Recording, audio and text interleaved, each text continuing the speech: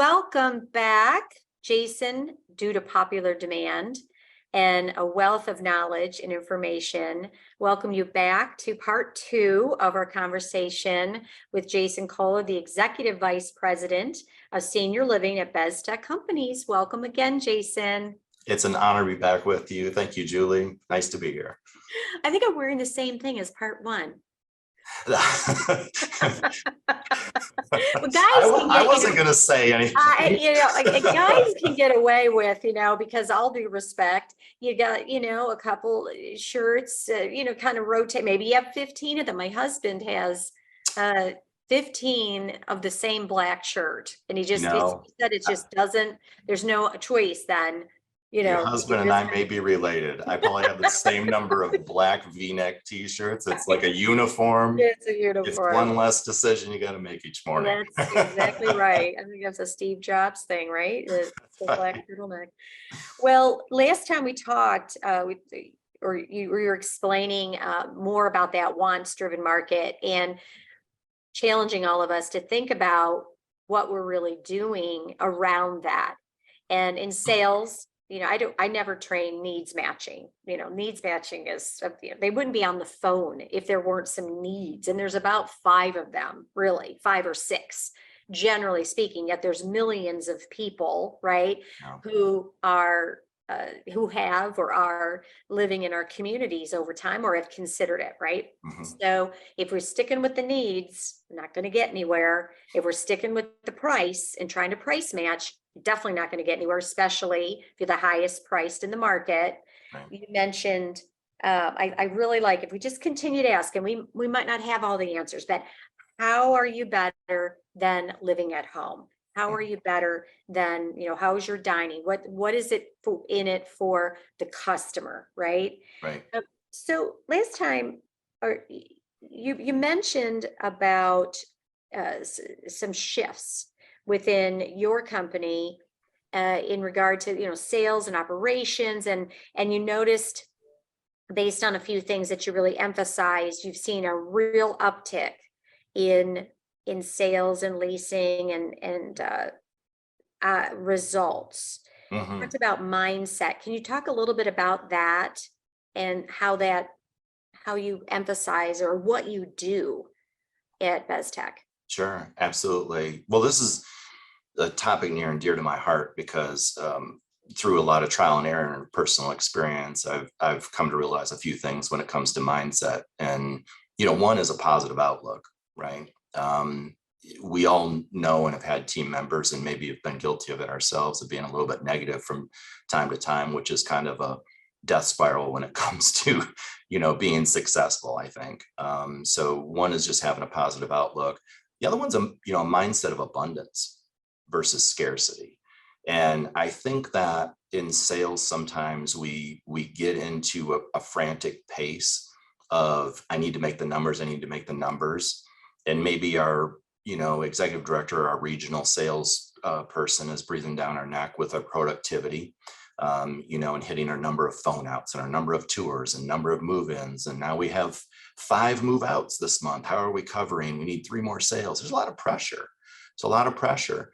And I think that, that kind of leads into a mindset of scarcity, where we need to have a mindset of abundance, that we're not going to win all of them. You have to prioritize and look at where your best chances are and how you can truly help people and spend more time with people versus maybe perhaps more phone outs. It's really going deeper with folks and knowing that you can't serve everyone. That's a mindset of abundance. There are plenty more prospects out there. There are people that want to live in our communities, that want to partake in what we have to offer. We have to find those people, and instead of forcing perhaps our salesmanship on people that are really not on, they're not even on the fence. They're definitely in denial or not, they're not that interested in. And then I say we start breathing commission breath on them. It's like we're just trying to force the sale. We've got to get 3 more, right. And, I think that's a losing proposition in the long term, because the stress that places on our team members, turnover is high. We know the turnover is high. Talent is at a premium right now. And if you have good talent, they're well trained and coached, and you've got, I think, a good sales philosophy, a good approach. You got the right people with the right mindset that have empathy, but they still have a hunger to achieve goals and drive to be successful and everything. We've got to give them the right atmosphere and not apply that negative pressure that's going to end up in a mindset of scarcity and breathing commission breath, because it doesn't work. It doesn't work. I a long time ago, I remember moving in someone that I felt like I honestly, it's bad to say, but listen, this was a younger self, pressured, and I won the sale. Like I just a lot of salesmanship and pressure, and I got the sale, and that resident was never really happy. A resident moved out after a few months and wasn't happy living there. I did a great disservice to that resident and their family, to get another move in, to get another sale. I'll never forget that. And it changed the way I looked at sales and looked at things. This is really helping people. How many people have we moved in and they'll say, well, listen, before they move in, right, it's always, I'm not ready yet. We know that. That's the running joke, is I'm not ready yet. And then when they move in, what do residents always say? I wish I would have done it sooner, right? That's what you want them to say. And so it's, okay, how do we, respectfully accelerate that? Because we know that's how residents feel once they move in is, oh, I wish I would have done this sooner. I wish I would have moved in years ago. So there's lots of ways to do that, but I think that's the outcome that we want, right? Not the negative outcome, not all the pressure, not all the sales tactics, not moving in people that, are on the fence or don't really want to be there, because this is serious business. It's people's lives, 100% agree. I wrote something down when you're talking about hot lead review, and in our last training, I was like, just say no to hot lead review, and what are better questions to ask? And that comes from what you're saying, the pressure that our sales directors and ops, everybody's under when the powers that be ask that same question. How many hots can we move in this way? How many movies do we have? And the sales director oftentimes will have that same conversation. It's not even a conversation, it's a drilling 2-3 times a week from this person, from this. What are the hots? And they have maybe 3, but they're, and they're nervous to even talk about someone who's on the fence, because we don't want to disappoint. No. And it's this pressure, as you say, and sales is pressure. I mean, if you don't like pressure, there's something about us in sales that we thrive on this weird pressure, and sometimes it feels, I'm talking about myself, it's crushing, or it can feel like, oh, but that mindset of let's keep going, not everyone's going to want your service, not everybody's going to, you're not going to close everybody, that's okay. Right. Abundance. It is practice. And, I'm speaking from somebody who's sold, and runs her own business. It's practice, abundance. It's coming. You're working on those leading measures, right? But if you said something, Jason, and I want to ask you for an example. You said go from that, breathing commission breath, or that negative pressure of how many movements can we get this week, to more, we know we need the move. There is absolute pressure. We're revenue driven. We have to have money to do all those great events, to do all those things. But how do we turn it from, I don't want to jump on this call, I don't have the right answers, to and more empathetic? Because you said something like, this is really hard. You just said that during this lesson, and it made me feel like, okay, this is a guy that gets it. He understands how hard it is. And sometimes in sales, or anytime, it's when that's what we hear, or that's what I like to hear is, gosh, you're working really hard, or this is a lot of stress, or I give you a lot of credit for, you keep going. Sometimes that's all we need. Yeah. And sometimes it's, it just comes down to the terminology, the words that we use when we're, instead thinking about, your top 10 in those pressure calls, right? We've all had those, like the weekly sales call, right? It's how do we turn that to trying to help? Whether it's just brainstorming on a good next step for this person with an approach of trying to help them, right? What's a good next step for them? How are we helping them? How are we serving our prospects? How do we, I think asking questions, maybe just asking questions, first of all, and then how you phrase that and the terminology you use, it's powerful. It really is. It really is. It can help alleviate some of that pressure. It's like, we're in it with you. How do we help you? And listen, Yeah. you don't want, hey, I'm from corporate, I'm here to help, and everyone cowers, like it runs. And what are we doing? What are we doing? Yeah.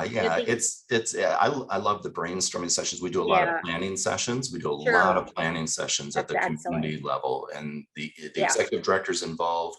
Hopefully they've got the department directors involved. You be amazed. Well, you may not be, but people would be amazed at the great ideas that come from department directors or line staff, team members on, how to draw connections with prospects and a good next step, or they're very, like the creative juices flowing through those planning sessions. It turns it of, what am I going to do with this person? I got to close this person. I got to close this person. To now you got a team who's helping you create a really good next step in the sales process with this individual to help them. I couldn't agree more. It's the questions we ask ourselves and others, the quality of the questions, and then the planning, those planning sessions. My emphasis is, and I have to tell myself this too, you don't have to have the answer. That's what a planning session's for. Right. Just ask yourself questions, ask others questions, and don't feel the need to jump to solve, like, oh, I know the solution to that. Well, that's why you're in a planning session, right? Because we don't have a solution right now. And we're not even the ones making the decision. The customer's making the decision. We're here to advise, right? That's right. Yes, 100%.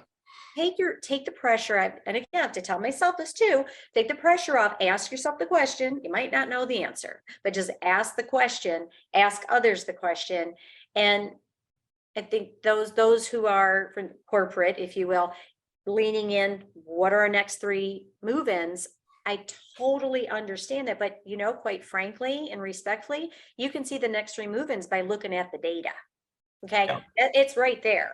That's at your fingertips, right? So how many hot leads do we have? Open your CRM and multiple reports we're sending you, and maybe perhaps join in on a tour, join in on a planning session, right? Yeah. And that sort of leads me to my next question for you in giving maybe another specific example about, that operations sales alignment and your success in specifically lease ups. I know that seems like a jump in topic, but you've had success in lease ups and in filling buildings, period.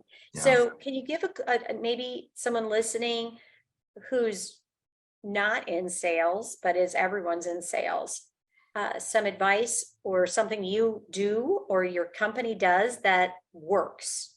Yeah. Can I touch on one thing from the prior topic? Our role, in corporate, if you will, air quotes on that for everyone listening, is to remove obstacles, right? So you mentioned, going on a tour.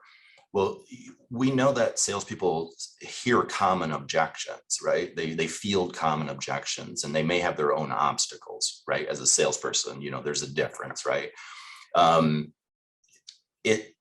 We've got to figure out how we help them to overcome those, whether it's, something that we can do differently, something we can provide, something we can remove, something we can help with, support, training, whatever.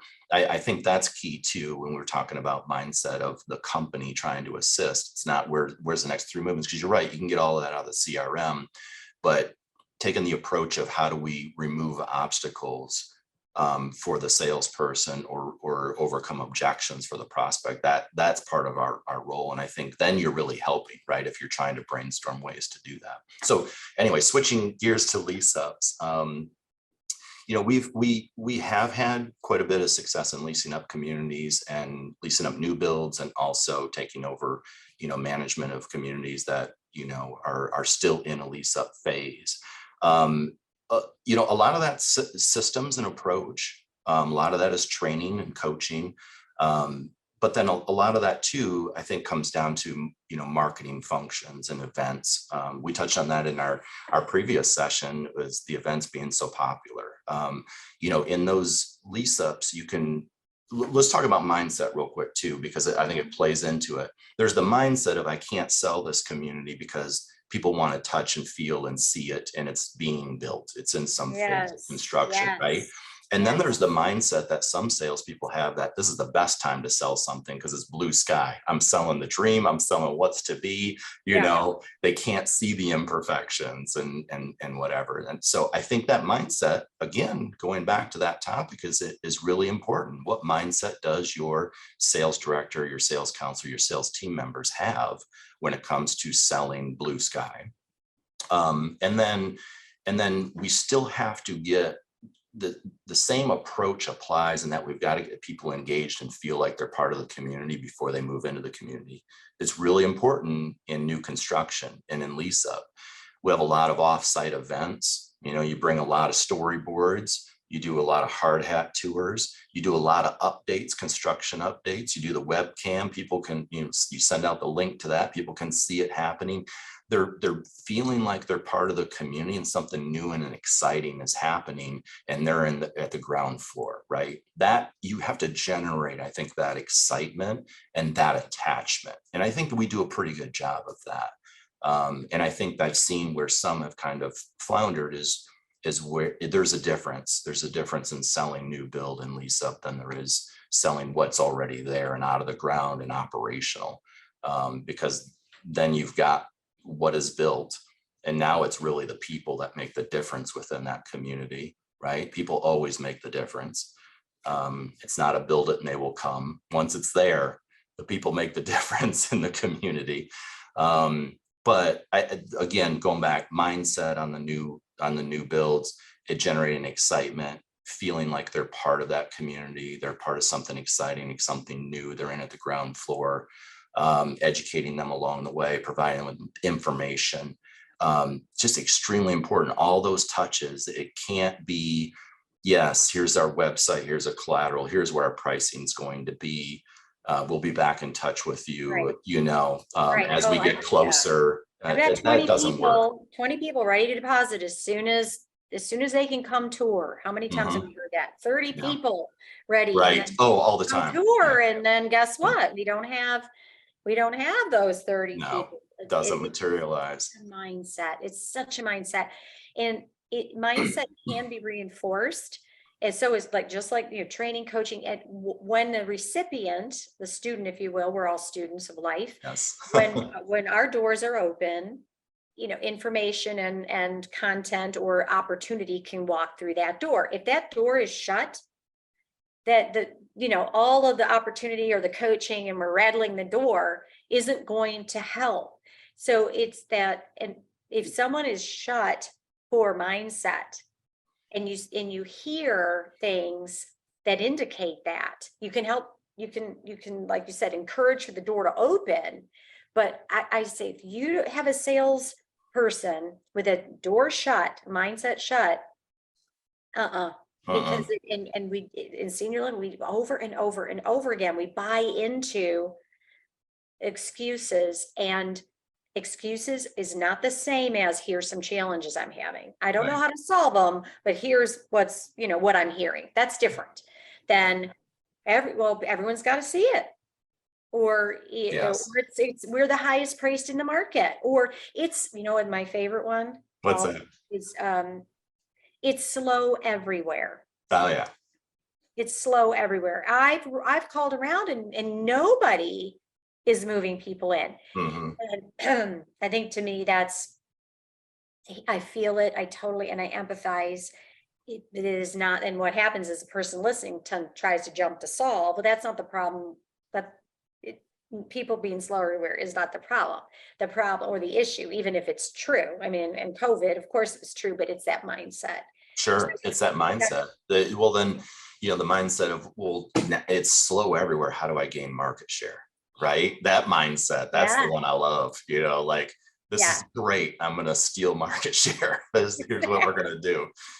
right, exactly, because people are moving in and Every day. they need us, they want us. Absolutely, Yep. absolutely. Oh gosh, Jason, it's so great to have you on twice. Is there anything else? I mean, I know there is, but um, any additional piece of advice or thoughts that you have to, continue elevating all levels of care of a senior living, sales, operations, engagement? That's a big question. I I know. think, we we talk a lot about the executive director being the leader of sales, and we talk about everyone sells.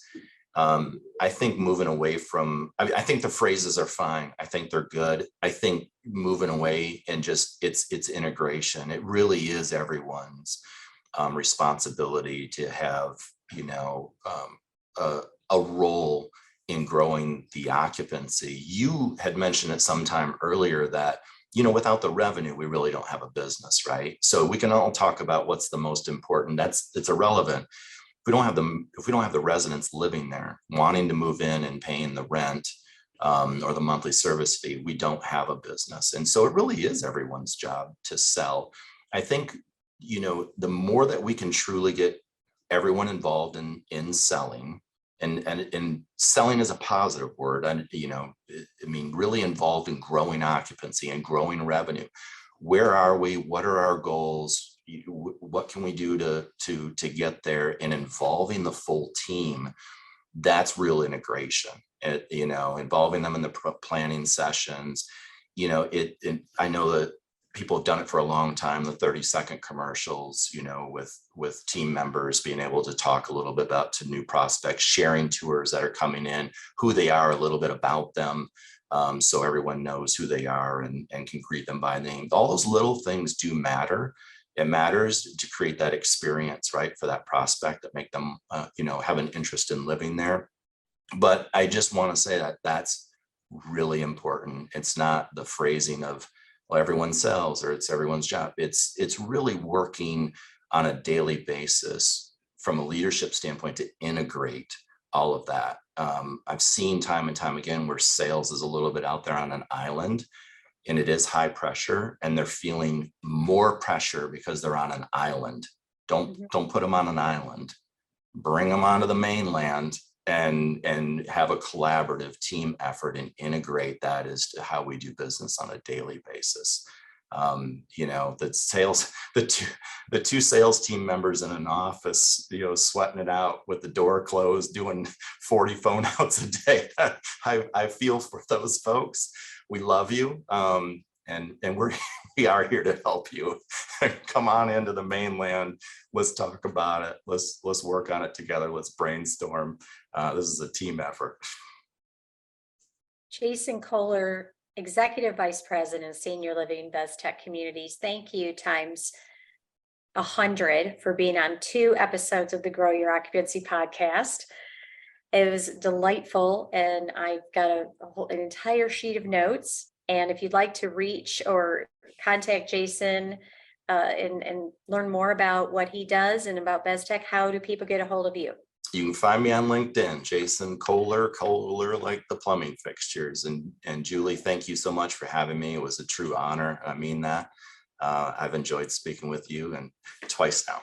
Yes, yes. Well, thank you very much, everyone, for listening to the Grow Your Occupancy podcast. On a personal note, I would like to thank everyone for your kindness and thoughts. I'm very happy to be back after a couple of tough weeks with my father's passing and some other personal things. So this business is an incredible one, and it's incredible because of many reasons. In my opinion, mostly because of the people who serve in it and the kindness that is inherent in the people that serve senior living. So again, thank you very much. And I look forward to welcoming you on the next episode of the Grow Your Occupancy podcast.